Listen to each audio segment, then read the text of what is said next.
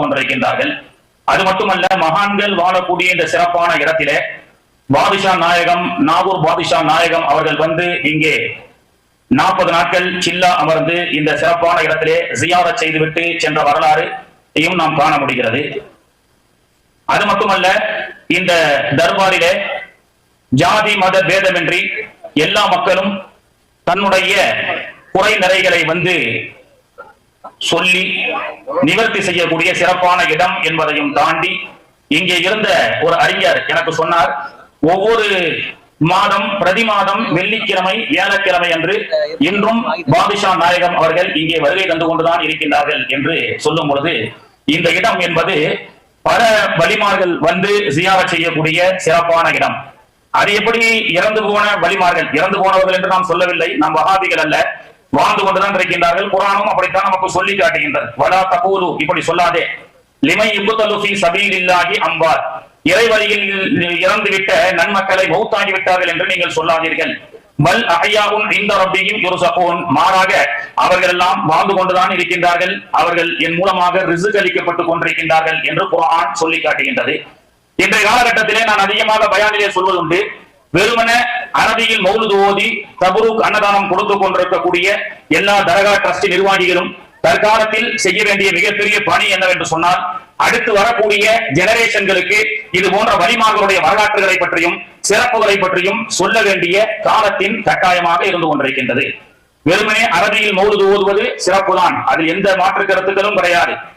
அதுபோன்று தபுருக்குகள் வழங்குவது ஆக சிறப்பானதுதான், எந்த மாற்று கருத்தும் கிடையாது. ஆனால் இன்றைய காலகட்டத்திலே ஒவ்வொரு தர்காவில் அடங்கியிருக்கின்ற வாழ்ந்து கொண்டிருக்கின்ற வலிமார்களுடைய சிறப்புகளை அடுத்த ஜெனரேஷனுக்கு கொண்டு சொல்லக்கூடிய இது போன்ற நிகழ்வுகள் எல்லா தர்காக்களிலும் நிகழ்த்தப்பட வேண்டும். அந்த சிறப்பான ஒரு மஜ்லிஸை ஏற்பாடு செய்த இந்த தர்காவுடைய ட்ரஸ்டிக்கு கோடான கோடி நன்றிகளை நாம் சொல்ல கடமைப்பட்டிருக்கின்றோம்.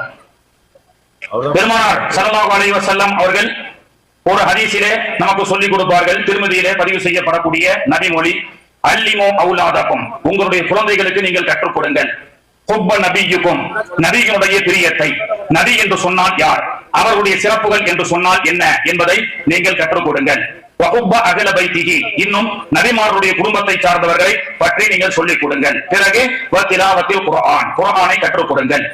மாணவி அவர்கள் சொல்லக்கூடிய அடிப்படையில் நாம் நம்முடைய பிள்ளைகளுக்கு அலிஃப் பா தா என்று குர்ஆனுடைய அலிஃப் பேத்தை சொல்லிக் கொடுப்பதற்கு முன்பு மாணவி அவர்கள் என்று சொன்னால் யார், ஃபாத்திமா ரலியல்லாஹு அன்ஹா என்று சொன்னால் யார், அலி நாயகம் யார், ஹசன் ஹுசைன் என்பவர்கள் யார், சையீதுனா மௌதுல் ஆலம் முஹய்யத்தீன் அப்துல் காதர் ஜீலானி என்று சொன்னால் யார், ஷாவுல் ஹமீத் பாதுஷா நாயகம் என்று சொன்னால் யார், நதஹர் வலி என்று சொன்னால் யார் என்று பிள்ளைகளுக்கு கற்றுக் கொடுக்க வேண்டும். திக்ருல் அம்பியா வேண்டும். திக்ருல் அம்பியா இபாதத்துன், திக்ருல் அவுலியா கஃபாரத்துன், நபிமார்களை பற்றி நினைவு கூர்ந்தால் அது இபாதத்து. திக்ருல் அவுலியா கஃபாரத்துன், அவுலியாக்களை பற்றி சொல்லிக் கொடுப்பது என்பது நம்முடைய பாவங்கள் மன்னிக்கப்படும். இது போன்று வருடத்தில் சில நேரங்களிலே வலிமார்களுடைய வரலாறுகளை பற்றி சொல்லும் பொழுது சில பேர்கள் ஏளனமாக பேசுகின்றார்கள், வலிமார்களுடைய சிறப்புகளை பற்றி சொல்ல வேண்டுமா என்று. எங்கள் ஊர் பகுதிகள் எல்லாம் ஜும்மாவுடைய குதுபா மேடையிலே குலஃபா ராஷிதீன்களை பற்றி சொல்லுவார்கள். எல்லா குதுபாக்களையும் இமாம்கள் ஓதுவார்கள். ஜும்மா தினத்தன்று சையீதுனா கலீஃபா அபூபக்கர் சித்திக் ரலியல்லாஹு அன்ஹு, முஸைனுல் மிம்பர் வல் மிஹ்ராப் உமர் இப்னு கத்தாப் ரலியல்லாஹு அன்ஹு, காமிலுல் ஹயா வல் இர்ஃபான் சையீதுனா உஸ்மான் இப்னு அஃபான் ரலியல்லாஹு அன்ஹு, வஅன் அலி இப்னு அபி தாலிப் ரலியல்லாஹு அன்ஹு, ஃபாத்திமா ரலியல்லாஹு அன்ஹா சையீதத்துன் நிசாஇ அஹ்லில் ஜன்னah என்று ஓதக்கூடிய வரிசையிலே எங்கள் ஊர் பகுதிகளிலே சையீதுனா கௌதுல் ஆலம் முஹய்யத்தீன் அப்துல் காதர் ஜீலானி கத்தஸல்லாஹு சிர்ரஹுல் அஸீஸ் அவர்களுடைய பெயரும் குதுபாவிலே பள்ளிவாசலிலே ஒவ்வொரு ஜும்மாவிலும் ஓதப்பட்டு கொண்டு வந்தது. இன்னும் சில இடங்களிலே ஓதப்படுகிறது. இது சர்ச்சைக்குரியதாக எங்கள் ஊரிலே ஆனது. அது எப்படி ஹலஃபாஇ ராஷிதீன்களுடைய பெயரை குதுபாவிலே ஓதலாம், கௌதுல் ஆலமுடைய பெயரை சொல்ல வேண்டுமா என்று ஒரு சர்ச்சை ஏற்படும் பொழுது உலமாக்கள் சொன்னார்கள், நீ குதுபாவில் கௌதுல் ஆலமை ஓதுவதையே நீ பிரச்சனை என்று சொன்னால் நீ தொழுகையில் ஓதுகின்றாயே, தொழுகையில் நாம் அத்தஹியாத்துக்கு பிறகு தரூதே இப்ராஹிமிலே அல்லாஹும்ம ஸல்லி அலா முஹம்மதின், அல்லாஹ்வுடைய தூதர் நபிகள் நாயகம் ஸல்லல்லாஹு அலைஹி வஸல்லம் அவர்கள் மீது அல்லாஹ்வுடைய ஸலவாத் உண்டாகட்டும் என்று சொல்லி தாண்டி வஅலா ஆலி முஹம்மதின், வஅலா ஆலி முஹம்மதின் என்று சொன்னால் யார்? தொழுகையிலே அல்லாஹ்வுக்காக ஓதக்கூடிய அத்தஹியாத்திலே கூட அதில் வரக்கூடிய தரூதே இப்ராஹிமிலும் கூட நாம் பெருமானார் அவர்களையும் தாண்டி அவருடைய குடும்பத்தாரை சொல்லுகின்றோம். அல்லாஹ்வுடைய தூதருடைய குடும்பத்தாரின் மீது வஅலா ஆலி என்று சொன்னால் சய்யிதனா ஃபாத்திமா ரலியல்லாஹு அன்ஹா, ஆலியில் தான் நஜஹர் வலி, வஅலா ஆலியில் தான் அஜ்லி ஹாஜா கரீபுன் நவாஸ், வஅலா ஆலியில் தான் அப்துல் காதர் ஜீலானி கத்தஸல்லாஹு சிர்ரஹுல் அஸீஸ்.